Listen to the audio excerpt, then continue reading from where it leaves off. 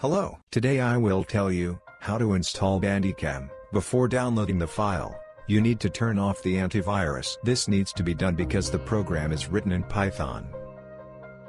Step 1. First we need to click on the link under the video and download the file.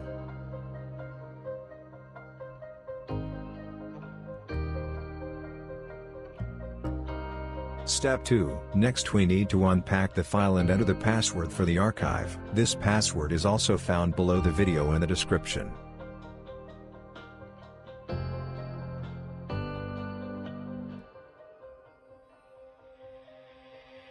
Step 3. Next we simply install a program on the desktop and run it. While I am installing the program, you can like and subscribe to the channel.